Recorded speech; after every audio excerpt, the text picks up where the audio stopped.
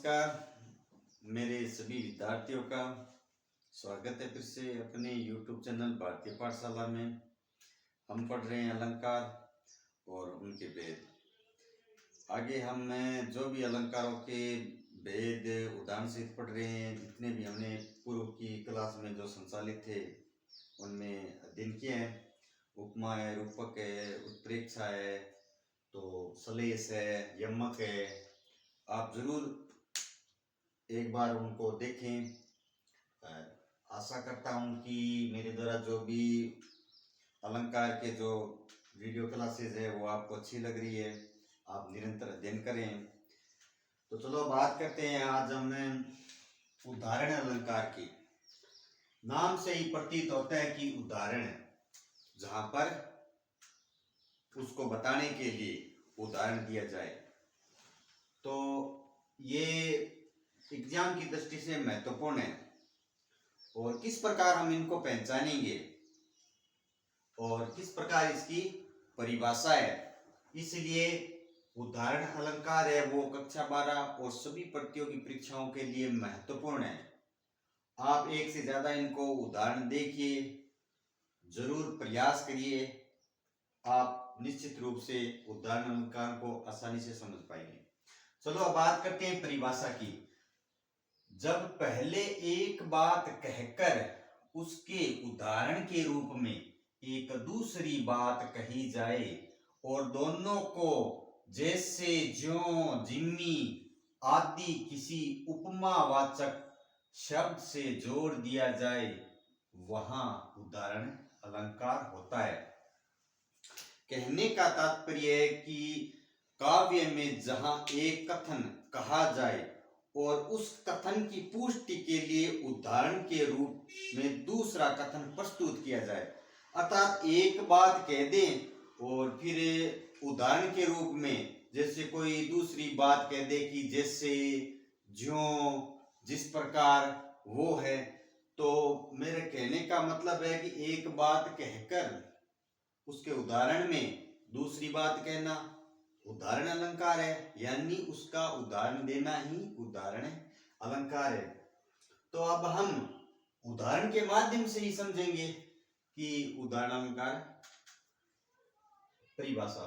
और अब उदाहरण, सबे सहायक सबल के कोई न निब्बल सहाय, पवन जगावत आग ज्यों दीपक देत बुझाए। अब हम मान लेते हैं इस परिभाषा को, यहां पर ध्यानपूर्वक देखते हैं कि यहां पर एक कथन है, यहां पर एक कथन है और इसी कथन की पुष्टि के लिए, इस कथन की पुष्टि के लिए उदाहरण स्वरूप जो नीचे बात कही गई है वो ही क्या है, उदाहरण अलंकार है।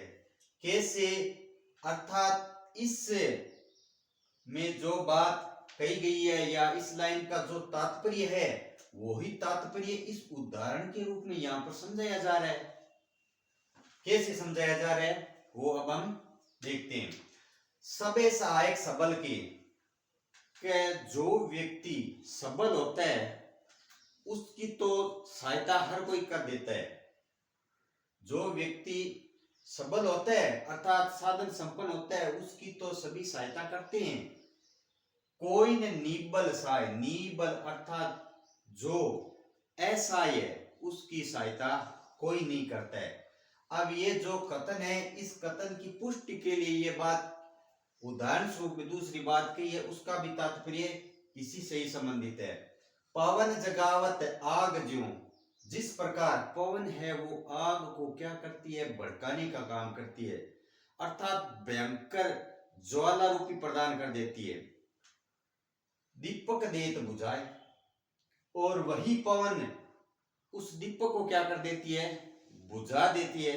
तो यहां पर पवन क्या करती है, एक तो आग को भड़काने का काम कर रही है और वही आग दीपक को बुझाने का काम करती है। अर्थात जो छोटा होता है, जिस प्रकार निबल का कोई सहायक नहीं होता है और सबल का कोई सहायक होता है, तो ये पंक्तियां यहां पर इसके उदाहरण स्वरूप में कही गई बात है। और इनमें मुख्यतः एक बात हमें ये भी ध्यान में रखनी है, दोनों को इनको जोड़ने के लिए दोनों को जैसे, ज्यों, जिम्मी आदि किसी उपमावाचक शब्द से जोड़ दिया जाता है। और ये जो ज्यों हैं, जैसे हैं, जिम्मी है, ये उपमावाचक शब्द भी है, जिससे भी हम पता कर सकते हैं कि कौन सा अलंकार है, उदाहरण अलंकार है। आगे हम एक बात और अध्ययन करते हैं, जो पावे अति उच्च पद, जो पावे अति उच्च पद ताको पतन निदान। जो व्यक्ति उच्च पद को पाता है, अर्थात जो ऊंचाई पर जाता रहता है, उसका पतन भी है वो क्या है, होता है। तो ताको पतन निदान, उसके पतन का भी निदान है, अर्थात उसका पतन भी होगा। ज्यों तपी तपी मध्यमान, जिस प्रकार सूर्य क्या करता है कि उदय होने के बाद जैसे मध्यमान अर्थात दोपहर के समय अपना प्रचंड रूप है वो धारण कर लेता है, अर्थात गर्मी की जो प्रचंडता है वो दोपहर के समय में अधिक रहती है। लो अस्त होत है बान, और वो ही सूर्य धीरे धीरे संध्या के समय, शाम के समय अस्त होने के साथ साथ धीरे धीरे क्या हो जाता है, अर्थात उसकी प्रचंडता है वो कम हो जाती है। जिस प्रकार किसी उच्च पद पर आसीन जो उच्चता प्राप्त करता है उसका पतन होता है, उसी प्रकार सूर्य की जो प्रचंडता है वो अस्त होते होते कम हो जाती है। तो यहाँ पर एक काव्य में कथन है और उस कथन की पुष्टि के लिए उदाहरण स्वरूप दूसरा कथन प्रस्तुत किया जाए, वही उदाहरण अलंकार है। यहाँ पर उदाहरण अलंकार हो रहा है। आगे हम एक और उदाहरण जिन पर चर्चा करते हैं, जो रहीम रस होत उपकारी के संग, ये एक कथन है। बांटन वारे को लगे जो मेहंदी को रंग। यहाँ पर रहीम जी क्या कहते हैं, रहीम जी कहते हैं कि जो रहीम रस होता है, अर्थात जो उपकारी अच्छा आदमी होता है, जिसकी संगति से जो रस प्राप्त होता है, अर्थात जो यश प्राप्त होता है, बांटन वाले को, इसी कथन की पुष्टि के लिए दूसरा कथन कहा जा रहा है, बांटन वाले को लगे जो मेहंदी को रंग। जिस प्रकार मेहंदी का रंग होता है वो क्या होता है, लाल होता है, लेकिन बांटने वाले के भी रंग उससे क्या हो जाते हैं, लाल हो जाते हैं, अर्थात यश की प्राप्ति हो जाती है। तो इस प्रकार यहाँ पर संगति की बात की गई है। तो ये कथन इससे भी संगति की बात हो रही है और यहाँ पर दूसरे कथन में भी संगति की बात हो रही है। तो एक कथन कहा जाए और पुष्टि के लिए उदाहरण स्वरूप दूसरा कथन कहा जाए, वहां पर उदाहरण अलंकार होता है। ये सभी रीट फर्स्ट ग्रेड और कक्षा 12 अन्य सभी भर्ती परीक्षाओं के लिए महत्वपूर्ण है, आप जरूर समझे इसको। आगे वाला उदाहरण है, फीकी पे निकी लगे, फीकी पे निकी लगे कई समय विचार। ये एक कथन है, सबको मन हर्षित करे जो विवाह में गारी। और इसकी पुष्टि के लिए नीचे दूसरा कथन कहा गया है। ये क्या कह रहे हैं कि फीकी बातें भी हमें अच्छी लगती है। जो फीकी बातें होती हैं कब, कई समय, और वो बातें समय के अनुसार कही जाए ना, फीकी बातें वो भी हमें क्या लगती है, अच्छी लगती है।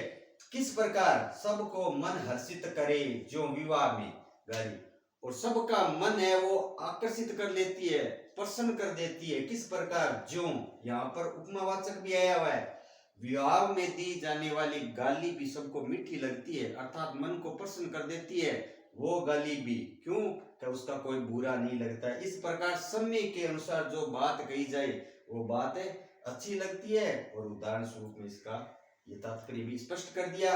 आगे हम जानेंगे अन्य अलंकार के बारे में। आगे हम देखते हैं विरोधाभास। विरोधाभास से शब्द बना है विरोध धन आभास, और दीर्घ संधि है उसमें। तो विरोधा अर्थात जहां पर विरोध का आभास हो, कहने का तात्पर्य ये है कि ये अलंकार से ही पता चलता है विरोधाभास, अर्थात विरोध का आभास हो। वास्तविक रूप में विरोध नहीं है, लेकिन अर्थ करने पर उसका आभास हो रहा है, इसलिए ये अलंकार कौन सा है, विरोधाभास अलंकार। आइए परिभाषा की ओर चलते हैं।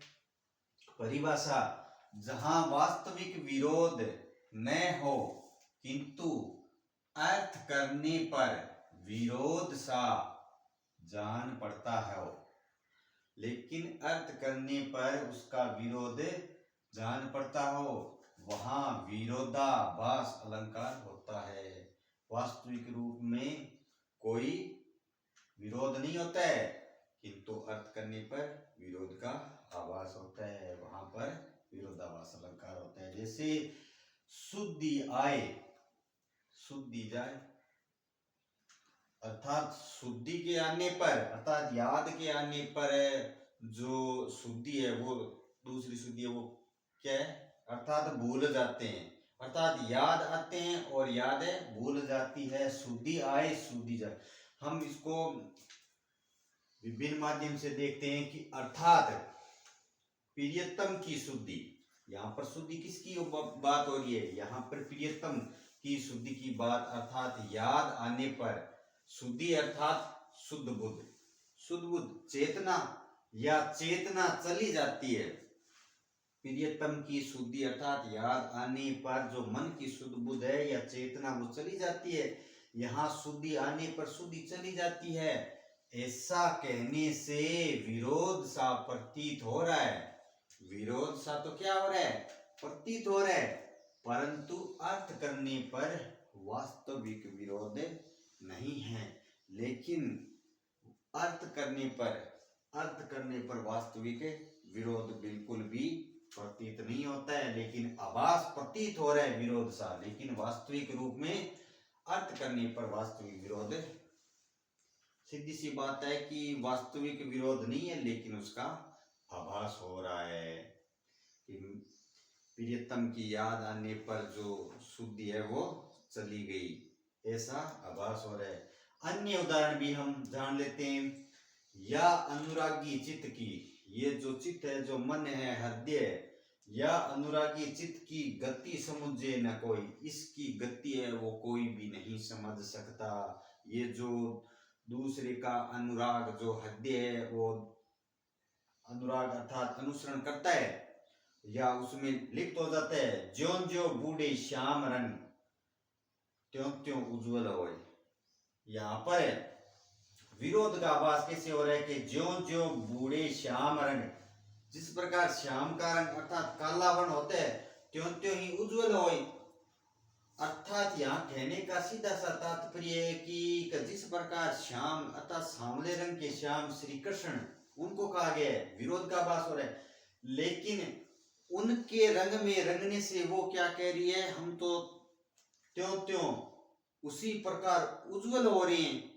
तो यहाँ पर वास्तविक विरोध न होते हुए भी विरोध का क्या हो रहा है, आभास हो रहा है। उदाहरण में श्याम रंग में डूबकर उज्जवल होना, काले रंग में डूबकर कोई उज्जवल होता है या कोई नहीं होता। लेकिन यहाँ पर वास्तविक विरोध न होते हुए भी विरोध का क्या हो रहा है, आभास हो रहा है कि श्याम रंग में डूबकर उज्जवल होना। इस प्रकार वास्तविक विरोध नहीं रहता है। इस प्रकार हमने विरोधाभास अलंकार और पहले उदाहरण अलंकार, ये सभी परीक्षाओं के लिए महत्वपूर्ण है। आप इनके एक से अधिक उदाहरणों का जरूर अध्ययन करें।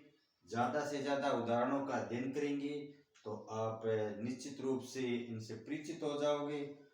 और हमारे चैनल में भारतीय पाठशाला में जो भी पूर्व में संचालित हिंदी सामान्य व्याकरण ज्ञान की जो कक्षाएं हैं, उनको एक बार आप जरूर देखें। चैनल को सब्सक्राइब करें, लाइक करें, और जो भी विद्यार्थी देखने वाले हैं उनको भी जरूर भेजिए। इसी कड़ी में हम फिर से मिलेंगे आगे नई क्लास के साथ। तब तक के लिए मैं आपसे विदा लेता हूँ। जय हिंद, जय भारत।